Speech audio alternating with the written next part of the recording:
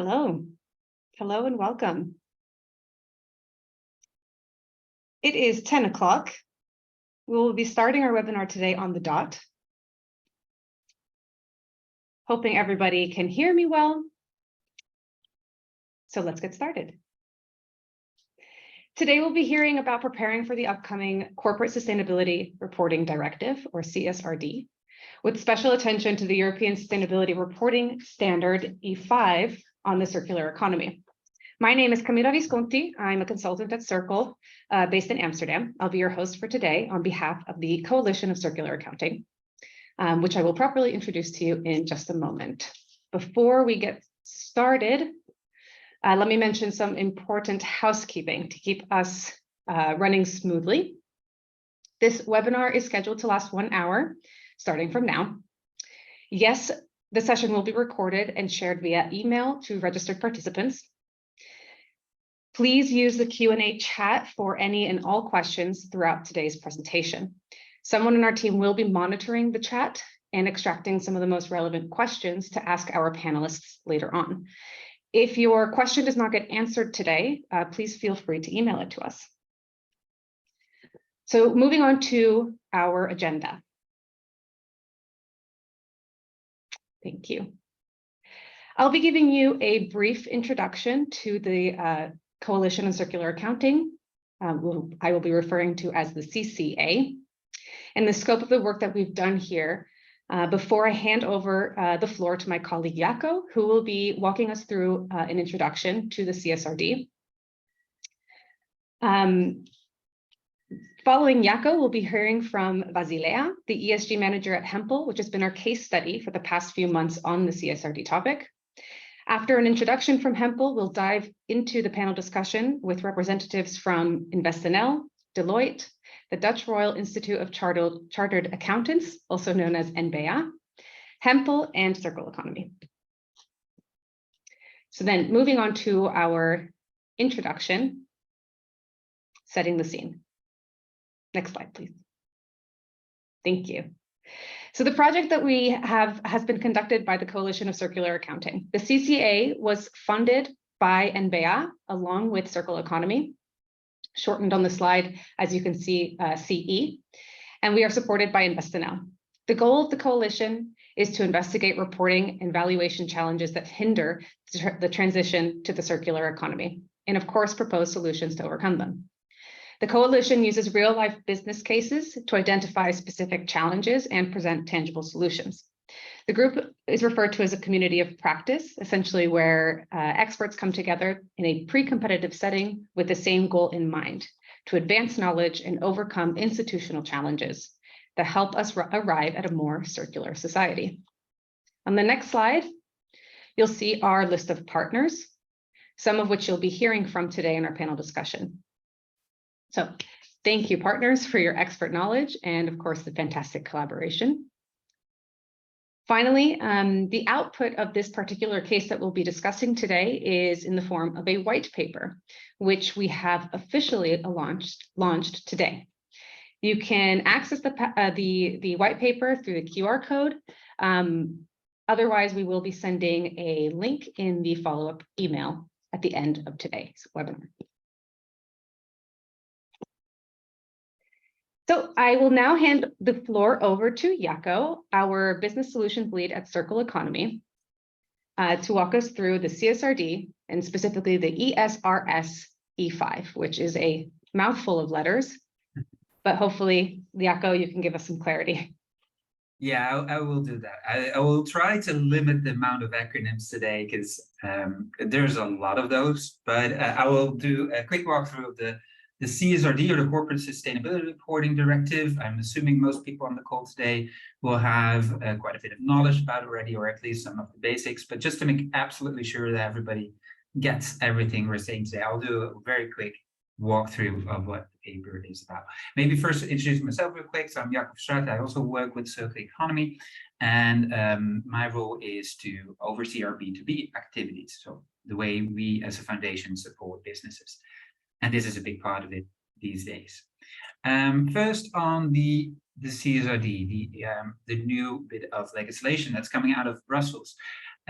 It's not the first directive on the on sustainability reporting. It's basically an update, but it's a big update. And I've just put some of the highlights here, but there's more details, of course, coming. But some of the bigger changes is that it quadruples or more than quadruples the amount of companies that have to have a sustainability report. So it's now about 50,000 companies. It introduces the concept of double materiality. We'll be talking more about that later today, but what it basically means is that you're not only looking at what are the business risks, but also what are the risks to society. So it's really forcing you as a company to think about what your impact on the world is. It has a lot of detailed standards, reporting standards. That's the ESRS that can already mention, European reporting sustainability standards. And these are on about a dozen or more topics, and circularity is one of them. Also, your sustainability report will have to be assured by third parties, so basically by your accountant. That's new. Some companies already did that, but now it's mandatory, which also means that your accountant will need to look into all the different topics in there, including circular economy. And what I find very interesting always is that it's now also mandatory to digitally tag your sustainability information, which means that in your sustainability report, you have a lot of nice little tags in the background of the report. That means that basically we can, nice robots or bits of programming can actually find all the data online. So with this, also wealth of information will come available for benchmarking, for comparisons between companies, for just a lot of digital information. So like I said, there's a couple of topics in here, but obviously the circular economy is part of that, and that's why we're talking about it today. And I cannot stress enough that this will be the first time globally that circular economy is a mandatory topic to report upon. It's not the first time that it happens. Some companies were already reporting on it. They use different standards or just their own information on it, but now there will be, for the first time, a detailed description of what you need to report on the circular economy, on your circular economy performance. And that's very exciting, but also challenging. It's a lot of new things for a lot of people, and that's why we're doing these webinars, of course. Just in a very quick highlight, what are the different indicators in there? I think if you add all the CSRD indicators up, there's about 1,000 data points that you potentially have to report upon. Obviously, we won't go into that amount of detail today, but if you look at the sustainability reporting standard on circular economy, it has 6 chapters, which you can see on screen right now, and it proceeds by a materiality assessment, which we'll be describing in more detail later today. But basically, the first 3 chapters of indicators that you have to report upon are about policies, actions, the resources you put to these action plans, and the targets you're setting. So it's all qualitative, but very important that it's definitely mandatory to report upon what's your economy's strategy, what are targets you're setting yourself, and what kind of resources are you putting to it to actually make sure that you're meeting those targets. So that already for some companies will be somewhat challenging, because not all companies will have a ready to publish circular economy standard. Then the 2 chapters come on resources, so resource inflows, what's entering your company, and resource outflows, what are the materials and products leaving your company, and those are quantitative. So that means that you need to report on the quantity of materials coming in, whether they're circular or not, whether they're renewable or not, the quantity of waste and products going out, if they're recyclable, if they're collected and managed properly, etc. So those are quantitative indicators. And then the 6th one is on potential financial effects. In my opinion, by far the most challenging part, because it's not only saying that you need to identify what your impacts, risks, and opportunities are, which are coming out of your materiality assessment, but also what are the potential long-term effects, short and long-term effects on your OPEX and CAPEX and revenue. And that's very hard to estimate. And I think the people in Brussels understood that, and that's why they postponed that part. So you only will have to report on financial effects in a couple of years. So you can start with the other 5 chapters first and worry a bit about the financial effects later. Just really for some of you, this will be relatively new. So just what are probably the first steps you need to get on as a company, just to get your mind to that. Most companies will start with a gap analysis. It's not mandatory. The CSRD doesn't prescribe it, but 9 out of 10 companies will start there. And basically it says list everything you have to do, everything you have to report upon, and then make an inventory of which data you already have, which things you're already reporting on, and where you still need to do work. It basically will provide you with a list of things that you need to do, and where it gives you a good sense of where to start. As I already mentioned, you'll have to do a materiality assessment. That's most of the times your first step. There is actually, if it comes to the circular economy topic, there's actually 2. First, a materiality assessment to figure out if you need to report on circular economy. If you have very little resource inflows and outflows, you might not have to report upon it. It really depends on if any of these, if any of the material flows are, or any of the circular economy topics are really material to the business. And then there's a second part where you can assess which material flows are then the most important ones to report upon. So you don't have to basically report on every little pen and bit of tape coming into the company, but only those that really have significant impact. So that's 2 steps of materiality assessment.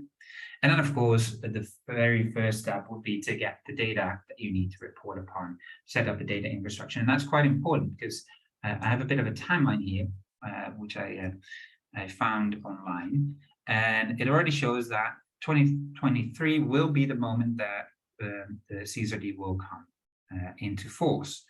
And that means that from 2024, the first companies will have to report upon it. Report, I would say, over 2023. So you need to collect data to report upon starting January 1st of 2023. So it gives you a couple of months this year still to basically prepare your data infrastructure. That's why it's on that top 3 things to do this year. There's quite a bit of a step-by-step. So the first companies that, the first 11,000 companies will have to report in 2024 or 2025. And that basically, what you can see here on the screen, it basically depends on how big you are, what your starting year will be.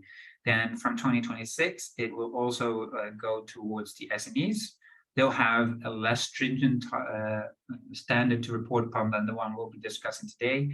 Today will really be about the more complex standard that will apply to companies that fall into the first 2 categories, those that will have to report in 2024 or 2025. The standard for SMEs is still being developed.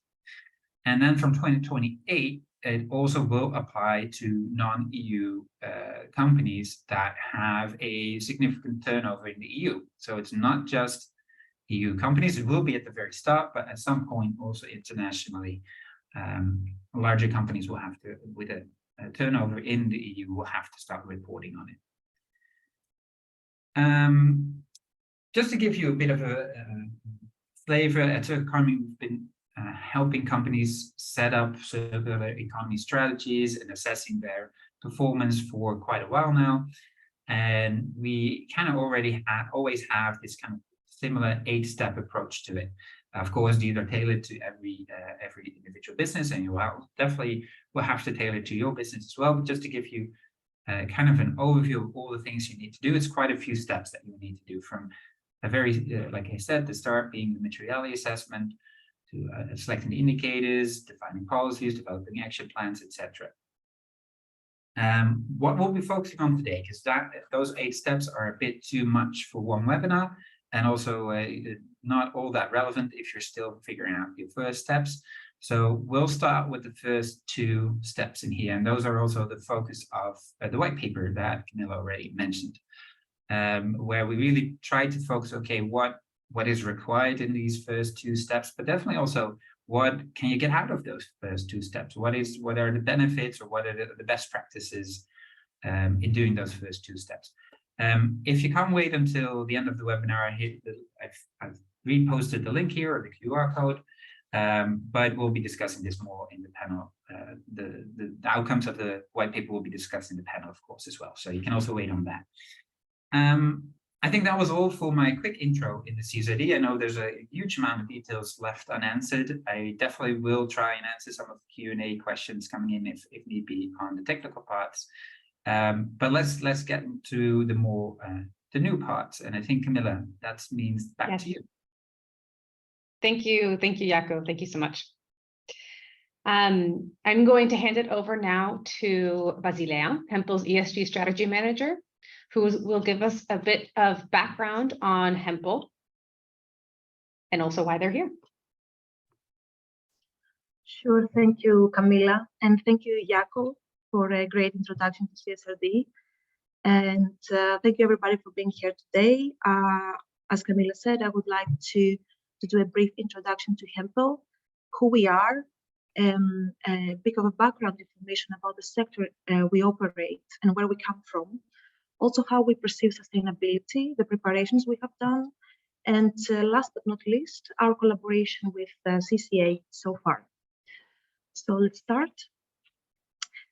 Well, a bit about Hempel. It was founded in Copenhagen, Denmark in 1915 by the man in the picture, Jan Christian Hempel, who received his first order for ready-mixed paint back in 1915, which he delivered on his bicycle.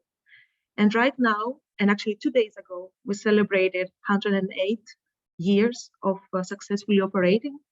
And today we are proudly a world-leading supplier of trusted coating and paint solutions with core values that date back to the day the company was established, namely establishing strong partnerships with customers and respecting and providing benefits for employees.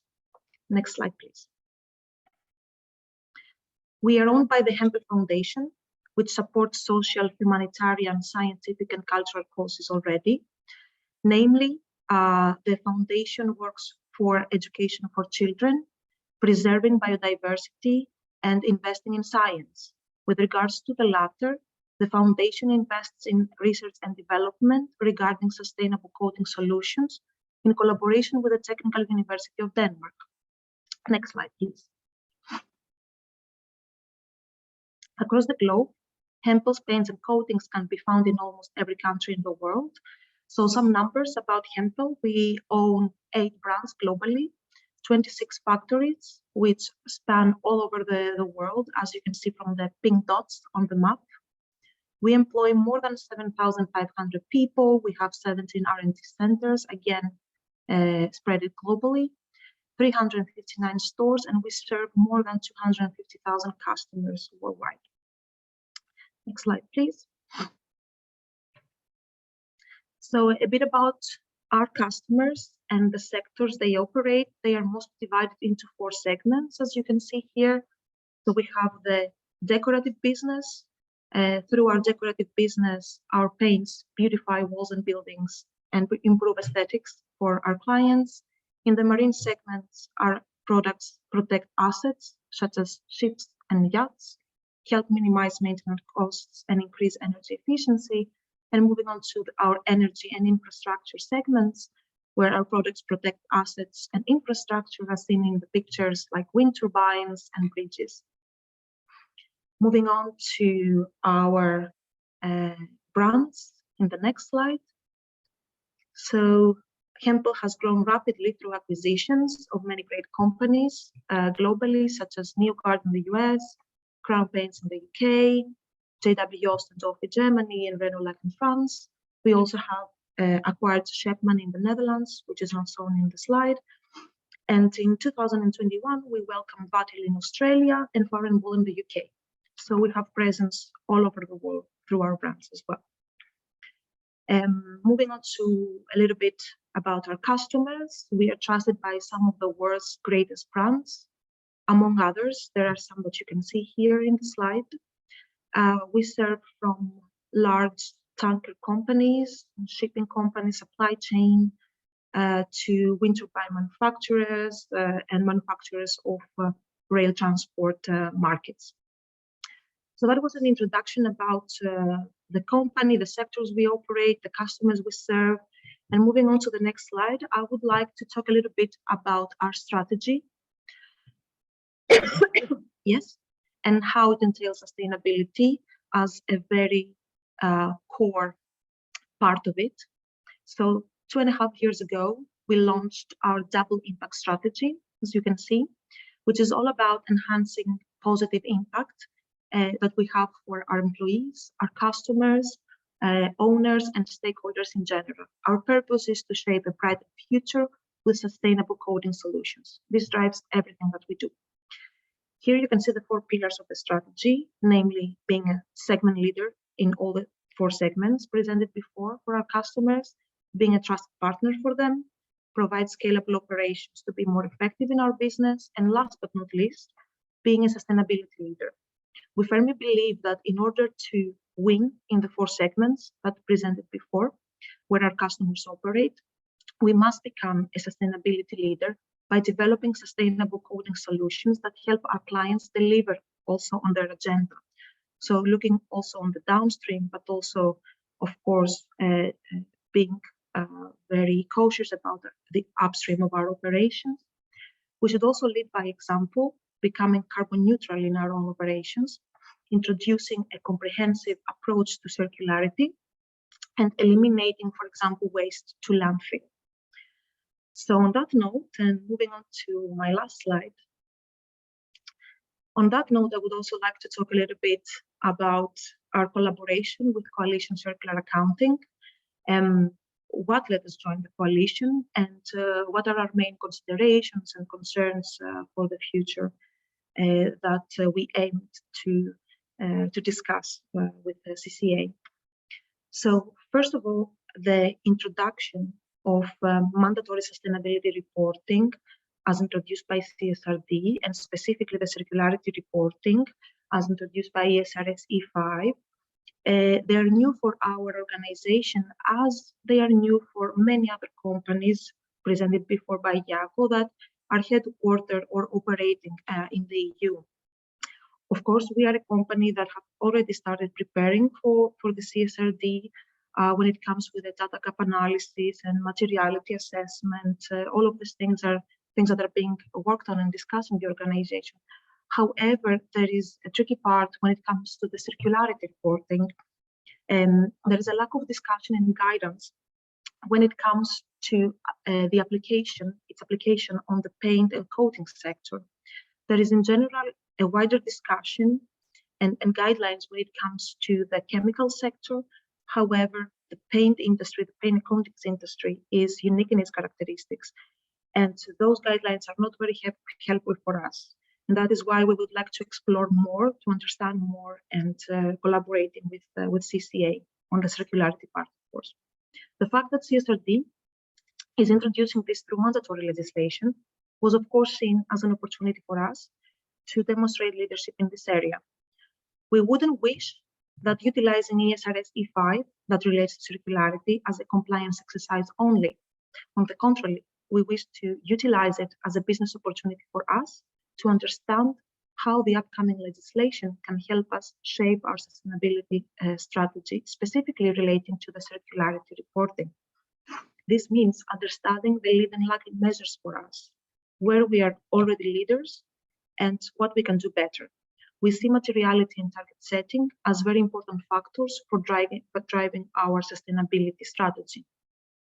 And that said, this is the end of my presentation, and I would like to thank everybody for this collaboration. Thanks for this journey with us. It has been really insightful, and I hope that it will be useful for companies starting to report on the CSRD, and it will be well received in general. Thank you very much. Thank you, Vasilea. I think many companies are in a similar position, so I know it will be very, very much appreciated, the insights that will be coming out, that are out in the white paper. So I'm going to move swiftly along in our program to make sure that there's plenty of time to answer your questions.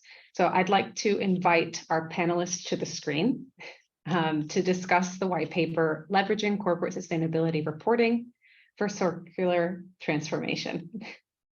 So let me introduce our panelists. We have Usha, the Director of Sustainability at NBA, Helen, Sustainability Reporting Specialist at Deloitte, Maud, Business Development Manager at Investinel, Yorgos, the Head of Sustainability at Hempel, and Jaco again, you've already seen, Business Solutions Lead at Circle Economy. Hello to everyone and welcome. Thank you so much for being here. I'm going to jump right in. My first question is for Usha. The CSRD is, in fact, a mandatory legislation for many. During this investigation of the past few months, we've really taken on the angle of highlighting the opportunities that arise from compliance. Can you share with us some of the most apparent opportunities that you would like companies to know from the start of their preparations? Yes, thank you, Camilla. I'm really happy that we are here to present the white paper today after all the work we performed. Well, if we look at reporting specifically when it comes to sustainability, actually companies have already started to report on sustainability in the past. And what we saw happening for companies that started to report is that it didn't really matter why they started with reporting. That may be various reasons. So they may have been reporting because of a strong intrinsic motivation to start improving on sustainability.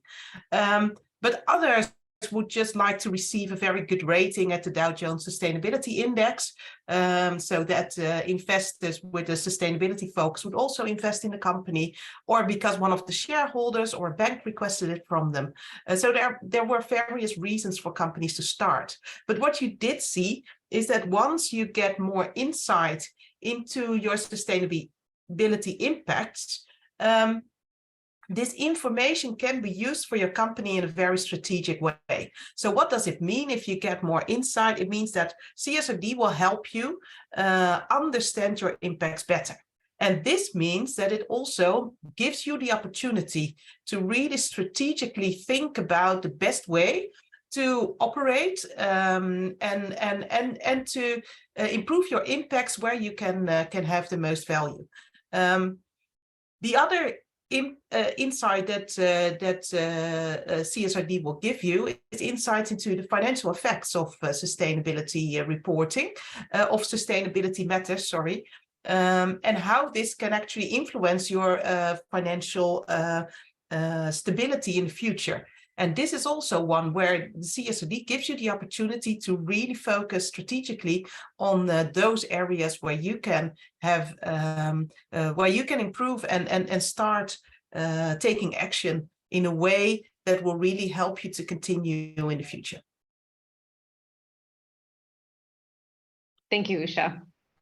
Yes, I really hear your message that the perspective and really integrating that perspective into future strategy can be hugely impactful. My next question is for Helen. Helen, what, in your words, should companies keep in mind when embarking on their first materiality assessment in preparation for the CSRD, or maybe not their first materiality assessment in general, but specifically for reporting purposes? Yes, that is indeed, that will be a very important starting point, mandatory even. And I would definitely recommend to start with this early because from what the CSRD and the ESRS will require quite extensive insight into value chains and really all the parts of business operations, processes and activities. So that can require a lot of effort. And that might also trigger discussions internally that need thorough decision-making on values, whatever is driving this transformative process as well in the end.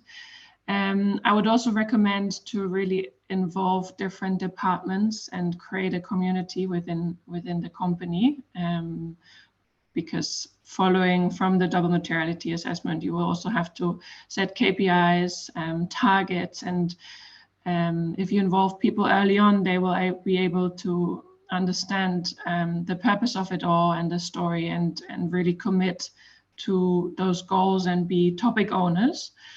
And the final advice I would give is to make it your own project as a company and not see it as only as a regulatory requirement, but to see the ESRSs and the double materiality more as a tool to really understand your business operations and look deep into it to see how you can improve it. And Usha already mentioned some great opportunities there. And yeah, having that insight that she mentioned also allows you to take better control of it and really manage it well. Thank you, Helen. Maybe can I ask a quick follow-up question? Because I'm seeing quite a few questions coming in on the materiality assessment. A lot of people are trying to figure out what that's about or how to do it.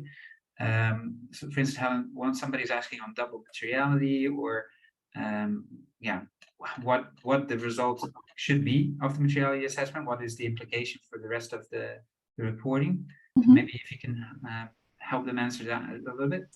Yeah, so the purpose of the materiality assessment or double materiality assessment is really to identify those topics that are most relevant to a company. So those that with the most critical impact from two perspectives. So one from the impact that a company has on society and the environment, but also possible ESG topics that influence a company's performance or perception.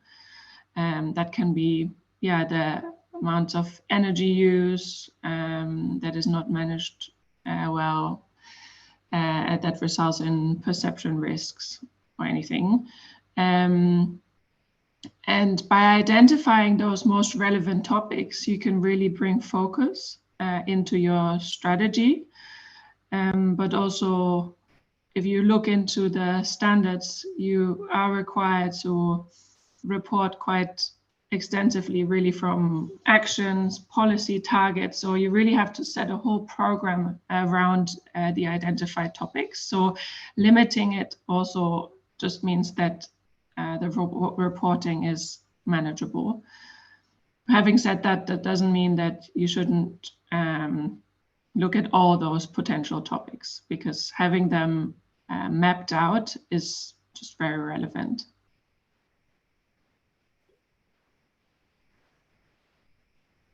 Fantastic. Thank you, Helen.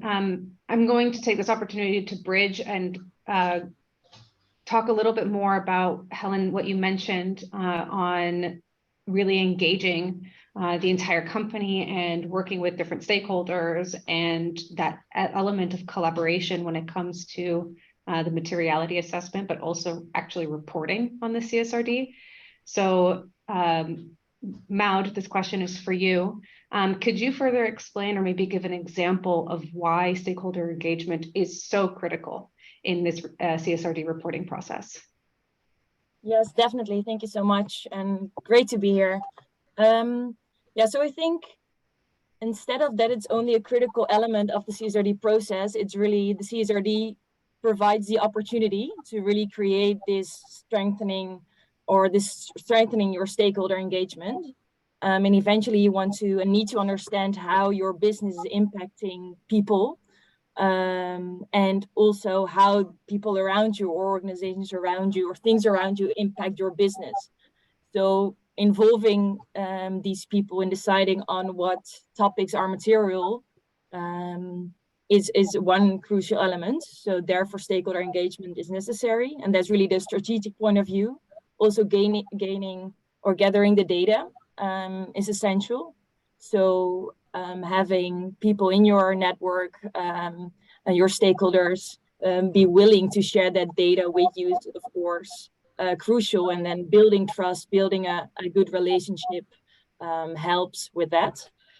And maybe I think that's touched really upon the strategic side of it, but I think two more very interesting perspectives is the circular economy perspective, because if you want to become a circular business, a future-proof business, then you need to have a strong relation with the entire value chain you're cooperating in. And the CSRD, for the CSRD, the entire value chain is relevant. So from the producers to the suppliers, logistic partners, waste managers. And I think that's a very good thing, because that will kind of strengthen the need to build the relation with the entire value chain, and also understand how you can actually make sure that you will eventually use less resources. By cooperating together, you can collaborate on how to narrow and slow down and close the resource loops, maximize the value of your products and materials, contributes eventually to minimizing, of course, the depletion of natural resources. So maybe to give an example of that, if you, in the case of Hempel, if you want to reduce the waste, it's crucial to build a strong relationship with your clients to ensure that, for example, paint leftovers are being returned by a take-back scheme, or getting a full understanding of that value chain is then essential. Also understanding in what steps of the value chain you can be more efficient, improve your productivity. When it comes to, for example, the packaging elements, you can think of a good relationship with the waste handler is important to gain insights on the recyclability of its packaging, and that eventually can be used for the design team to maybe improve that packaging and to make it more recyclable. And maybe my last point, which is, I think, maybe even the most important one, is more the moral future-proof perspective, and also the decisions on who you want to involve in this stakeholder engagement. So I think it's essential that you acknowledge as a company that you're not a standalone entity. You're really part of an ecosystem. And also in deciding who are your stakeholders, you can try to look beyond these usual suspects. So if you want to become future-proof, try also to involve maybe these future generations actively in deciding on your materiality topics. For example, if you look at your customer as a stakeholder group, you can also think of, okay, what would be my future customers? And also try to involve their ideas, their opinions, and that you can do that via different youth organizations, for example. And it also links, of course, to if you want to involve colleagues as a stakeholder group, or you need to involve these, who will be your future colleagues? And that, I think, really will make you make decisions on the long term, becoming that future-proof organization that you want to be. Yeah, fantastic. I really like that moral aspect at the end there to really tie it all together.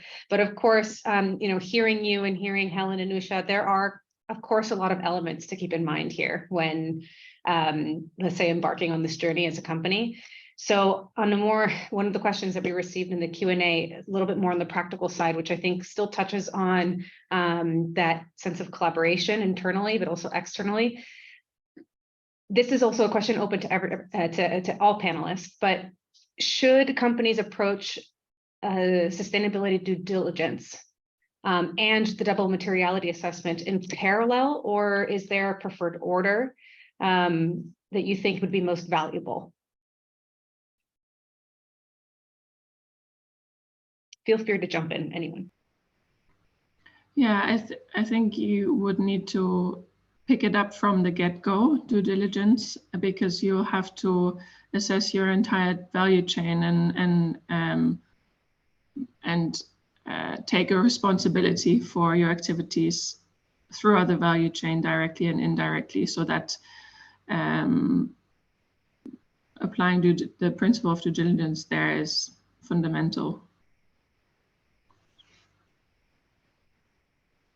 Yes, and to add to that, Camilla, what we see is that CSRD asks you, or ESRS 1 asks you to use due diligence as information also in your materiality analysis. So it actually goes hand in hand. Understanding your impacts better also means that you can better aim your due diligence efforts. And on the other hand, if you have good insights into your due diligence or your due diligence process is strong, it will increase the value of your materiality analysis. So I would really start with both even though I understand it's a Herculean task. Fantastic. And on that, another question we received is, do companies choose arbitrarily which topics they consider relevant? Or could we shine some light on how companies should be considering topics as relevant or not? It's a loaded question. Yeah, maybe I'll start off again and then you add. Yeah, well, it's the topics that a company chooses to report on is really a management decision. So those that are most relevant to that company specific. However, during the double materiality assessment, I would definitely recommend to also look at your peers, do a media review and see what society talks about around you, especially what Maud mentioned earlier, the ecosystem you're operating in, what are the most relevant topics there. So if you, through that process, identify a topic that has not been yet on the agenda or discussed amongst management, then there's no reason to not add it to the topic list.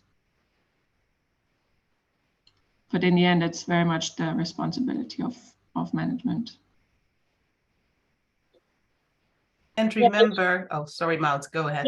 Yeah, and in that regard, then also really demonstrating how that, or being transparent on how that decisions came about, are, I think, also crucial.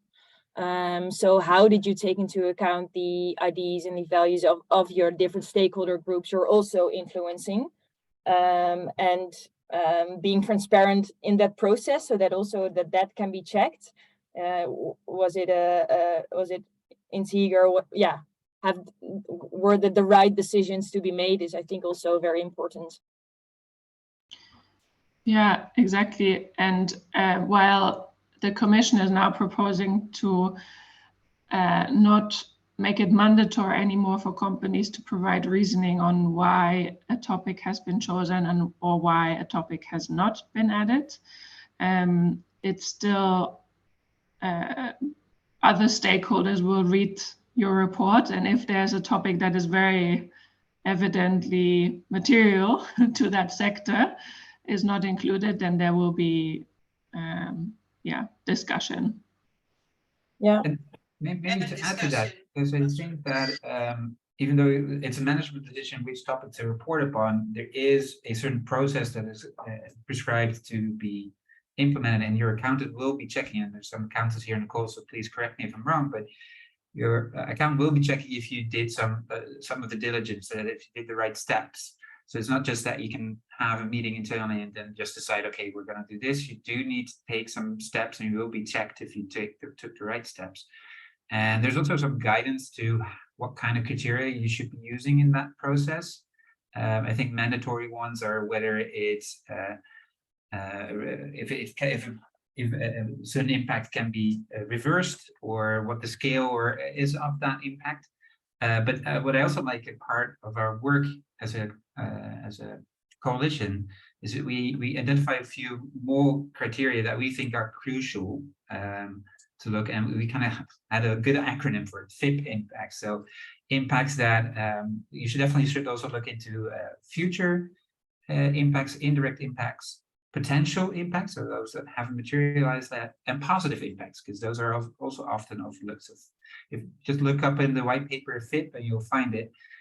So don't just look at those things that are right now on the management agenda and where you can get a sign off from your management, but also look into the future indirect impacts you have, the potential impacts, or the positive impacts you can have. It's definitely, I really like that little bit of insight that we got as a coalition, and I think that's something we should spread more. Yes, and then to add to that, indeed, Jacco, you are right. Auditors will have to check it, or independent assurance service providers, if they are accepted in your country, to also assure this information. So they will audit both the process, as you mentioned, but also the outcome. And indeed, if something is not logically, well, if something is an impact that is logically coupled to your sector and you did not identify it for as an example, then there will be questions raised. And if you do not have a good reasoning for why it would not be material for you as a company, then this will be challenged and may even lead to an opinion of the auditor that is not that everything is as expected, but that it might be qualified, and that the auditor will say, well, we would have expected reporting on this topic as well, and by that the report is not as relevant as it should be. Thank you, Usha. Moving along, just in light of time, I think we're all quite eager to hear from Yorgos as well. So Yorgos, I have a question for you specifically. If you could tell us a little bit more about how this project has helped you identify challenges or new opportunities at Hempel. Yes, sure. Thank you, Camilla, and thank you, everybody. Very interesting insight so far. Just to set the record straight, I'm head of sustainability of the decorative business only in my organization. I don't want my colleagues to be upset. But before that, I was global lead of circularity, and that's how we got involved in this project. Listen, there's been many lessons and opportunities identified. Just very briefly to mention that on the area of materiality assessment, well, we were the case study here, so we had to go back to the materiality assessment we did last summer and scrutinize the parts that related to circularity, and obviously doing that with the consortium of the CCA, and all the experts revealed many omissions, let's say, or many things we could have done better. Of course, the materiality assessment we did covered all sustainability, not only circularity.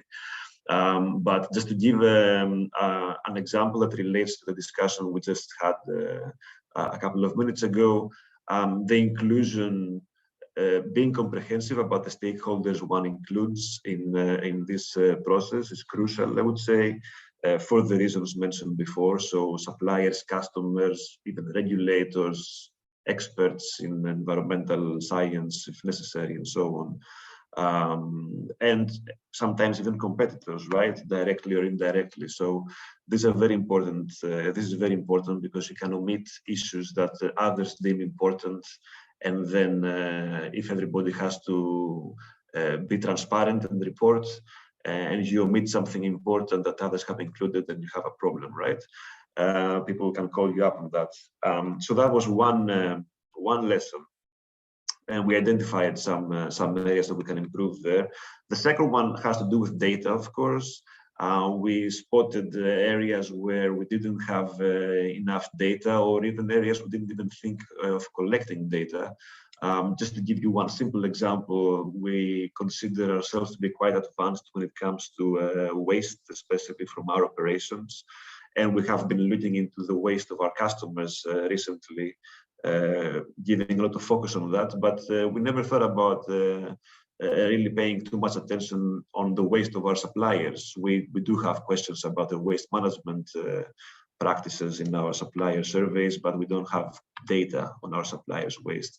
I think this is a problem that is not only our problem, but to give you one example where the process helped us identify gaps.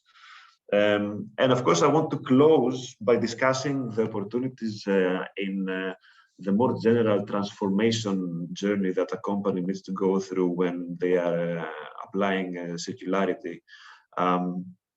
So we kind of, I mean, circularity is a relatively new topic if you compare it to decarbonization, for example, right? It's not so new anymore, circularity, but compared to decarbonization, it's rather new.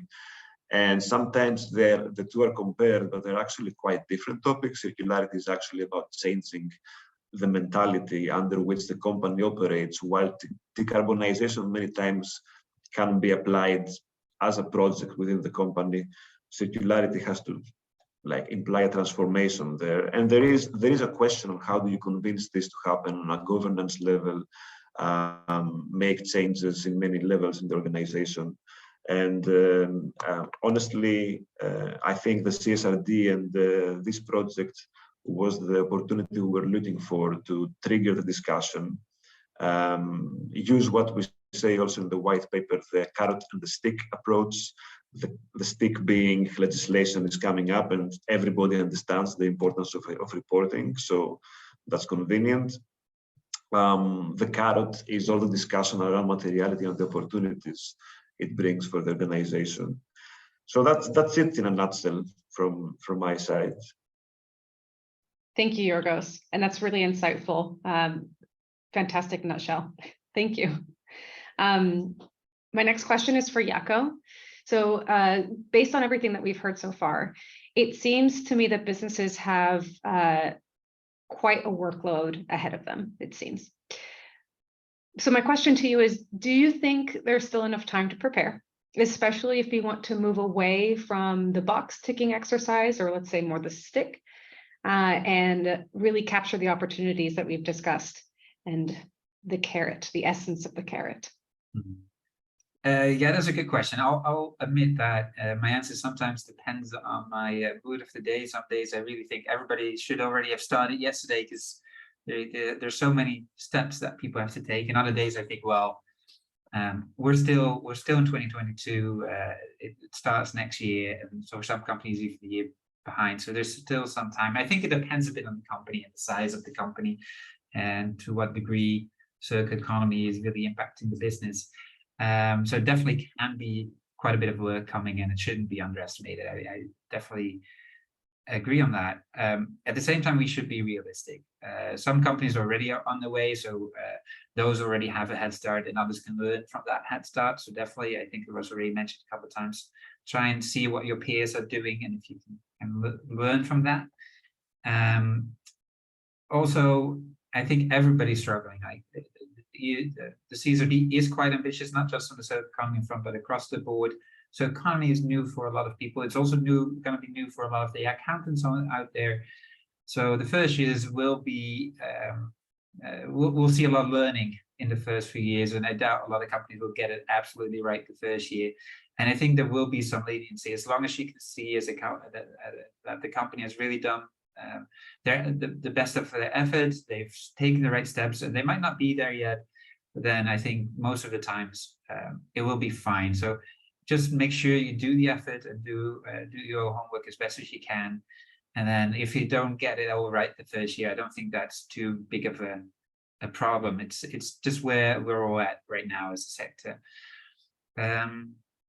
I do think that, and what I like about the story, also about the work we've done with the accounting coalition right now, and was mentioned already a couple of times today, we really should move away from the ticking the box exercise and just trying to be at a minimum mandatory level, and really see this as an opportunity as well. And of course, if you want to grab all the opportunities here, you should start as soon as possible. I really like that. I mean, we've been working with circular economy leads or sustainability leads for a while, and they've always struggled to really get the topic move as fast as they think it should. There's always other priorities in the business. It's always hard to get the topic on the agenda if you're talking to your customers or your stakeholders. So I really do see this as an opportunity to really put the topic out there. Also see this as an opportunity to innovate your products, your processes, develop new business propositions, business cases. So this is, yeah, the earlier you start, the more you can make out of that opportunity. And I really think that people should start as quickly as possible, just to make this as beneficial to the company as can. Yes, fantastic. Thank you, Jaco. Then I'll move into our let's say almost maybe final question that I'm going to open up to all panelists, because we touched on quite a lot of points in our discussion today, both practical but also more strategic and looking forward. But if there's one thing that you would want people to remember from this webinar today, what would that one anecdote be? And open the floor. Yeah, I can start. Thank you, Camilla. Well, I think it's important to understand that this is a direction that we want, or that I want the world to go to. That instead of just only do financial reporting, you actually want to present your company also from its impacts, because that will be essentially the value of a company and for society as a whole. So getting these data insights and in hopefully like from like 10 years from now, or maybe a bit more, but this is the new normal. And financial, social, and ecological value is valued at the same height. So I think that's a world where I want to live in. And I hope this CSRD can contribute to that. And having that, I think that future perspective in mind can also help businesses in being part of that journey. May I continue on that, because I think our messages are aligned, because I would advise to go all in.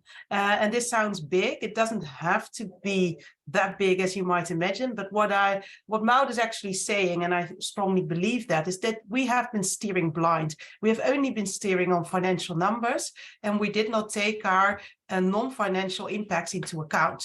Both not from the impact that we as companies have on sustainability matters, but also the other way around. So we did not consider what the effects would be of a higher gas price or energy price, for instance, on our operations, which we saw happening, and what does lack of scarce resources do for your company.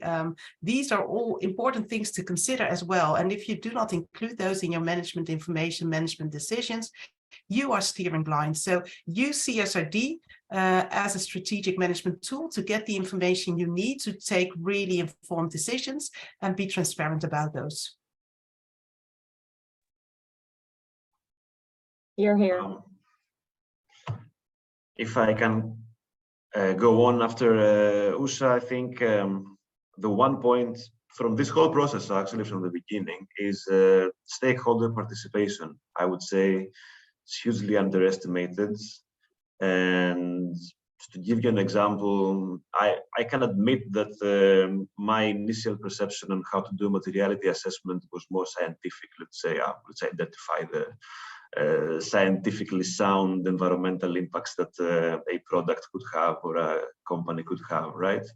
But at the end of the day, it's about what stakeholders representing different aspects of the matter believe. And I was very interested in the opinion that you can actually represent the environment through stakeholders. You just have to invite on the table as I said before, environmental scientists and their experts. But I think at the end of the day, just stakeholder participation, it's really important to be good at that and organize this properly, and then you have nothing to worry about.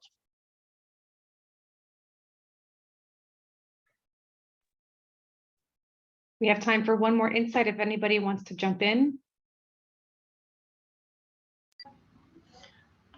I find all these fantastic closing remarks, so I don't really have anything to add. Those were very much aligned with how I feel about CSRD and today's discussion. I agree, thank you. Well then, thank you to all of our panelists. I wrote down some notes to quickly summarize what's been discussed, and what I would say maybe the 3 key takeaways from our discussion is first to be interactive and really engage with your ecosystem, both internally and externally, or as Usha said, really go all in. Secondly, integrate data collection and reporting tasks throughout your organization for a smoother workflow, and start that early. And finally, really embrace ambiguity, at least at the beginning, and learn as much as possible from the process in order to obtain the carrot or let's say obtain the most opportunity from the process. So with that said, thank you again to our panelists for your insights. That concludes our webinar for today. We hope that you check out the white paper for the full report. The link to the white paper will be provided in a follow-up email. It has also been shared in the chat below.